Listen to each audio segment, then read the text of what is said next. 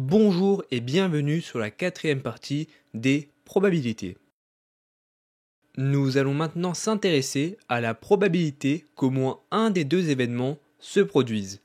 Soit l'événement A se produit, soit l'événement B se produit, ou les deux. Alors, prenons le cas le plus simple quand les deux événements sont mutuellement exclusifs. C'est-à-dire quand un événement empêche l'occurrence de l'autre événement. Alors, vous êtes en train de jouer avec une pièce et vous effectuez un lancer. Vous pouvez soit faire face, soit pile. Est-ce que ces deux événements sont mutuellement exclusifs? La réponse est oui, ils sont mutuellement exclusifs, car les deux événements ne peuvent pas se produire simultanément. Si vous obtenez pile, cela exclut automatiquement la possibilité d'obtenir face, et inversement.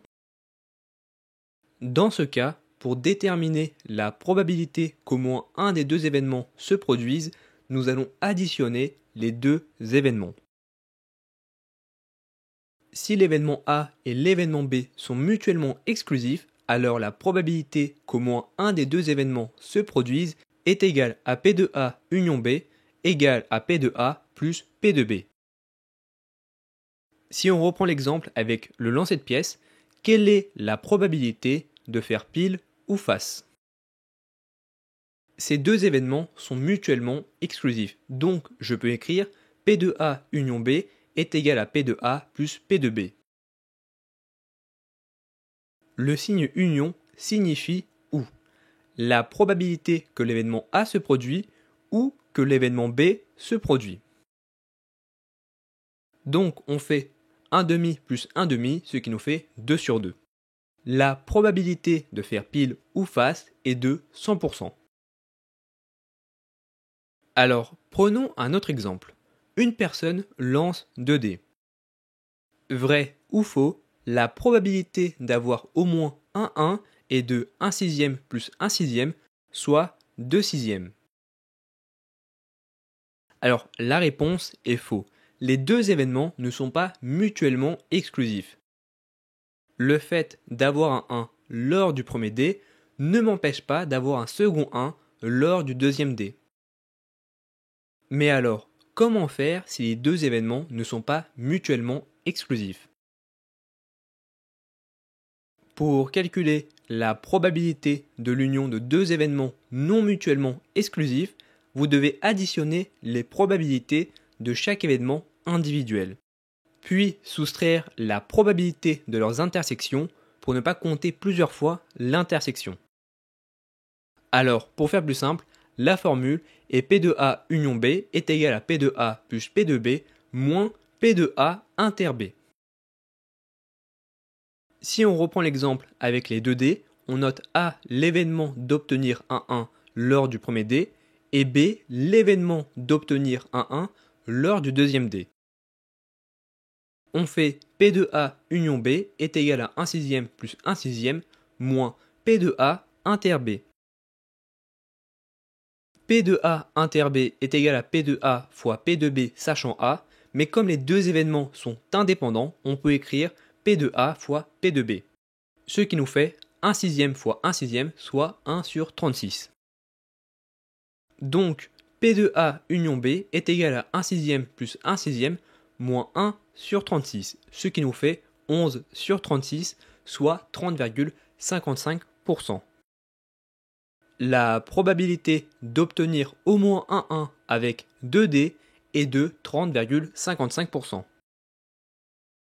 Passons aux exercices. Exercice numéro 1. Un jeu de cartes contient 52 cartes.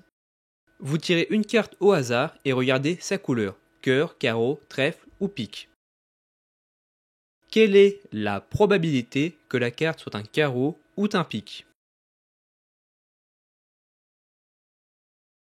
On note A la probabilité que la carte soit un carreau et B la probabilité que la carte soit un pique. Les deux événements sont mutuellement exclusifs, on peut donc additionner les probabilités. P de A union B est égal à 13 sur 52 plus 13 sur 52, ce qui nous fait 50%. La probabilité que la carte soit un carreau ou un pique est de 50%. Passons à l'exercice suivant. Un jeu de cartes contient 52 cartes. Vous tirez une carte au hasard et regardez sa couleur, cœur, carreau, trèfle ou pique. Quelle est la probabilité que la carte soit un cœur ou un roi? Ce sont deux événements qui ne sont pas mutuellement exclusifs. En effet, l'un n'empêche pas l'autre de se produire. Je peux très bien avoir un roi de cœur. On note A, la probabilité que la carte soit un cœur, et B, la probabilité que la carte soit un roi. Donc P de A union B est égal à P de A plus P de B moins P de A inter B.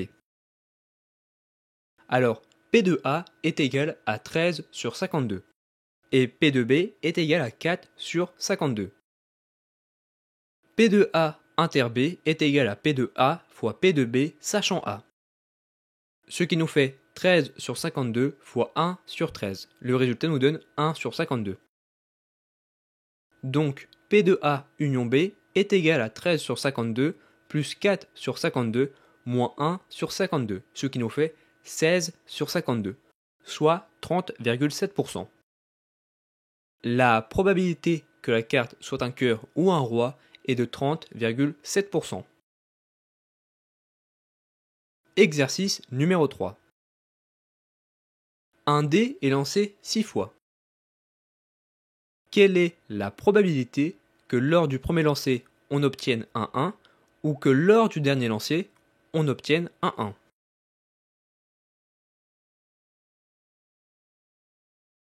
On note A, la probabilité d'obtenir un 1 lors du premier lancer, et B, la probabilité d'obtenir un 1 lors du dernier lancer.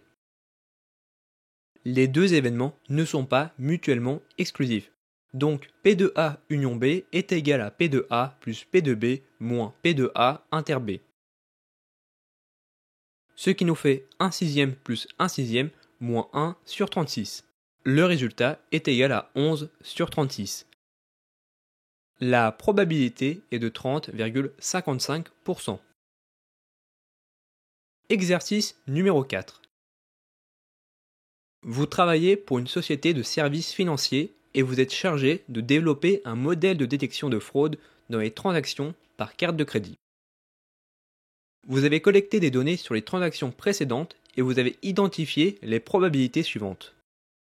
La probabilité qu'une transaction soit une fraude est de 0,01.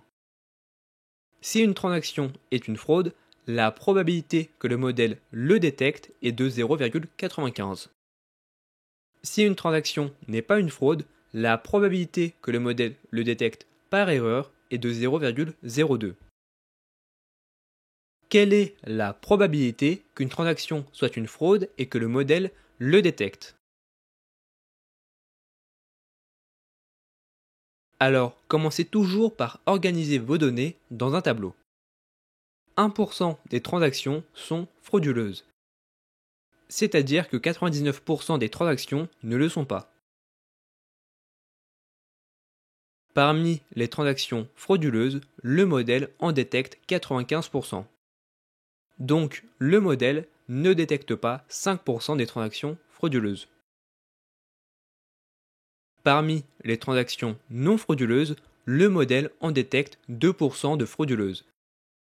C'est-à-dire que le modèle détecte 98% des transactions non frauduleuses parmi les non frauduleuses. Et voilà, nous avons organisé nos données. Il sera maintenant beaucoup plus simple de répondre aux questions suivantes. On note F, la probabilité que la transaction soit une fraude, et M, la probabilité que le modèle prédit une fraude. On fait P de F inter M est égal à P de F fois P de M sachant F, ce qui nous fait 0,01 fois 0,95, soit 0,0095. La probabilité que la transaction soit une fraude et que le modèle le détecte en tant que fraude est de 0,95%. Si une transaction est identifiée comme fraude par le modèle, quelle est la probabilité qu'elle soit réellement une fraude?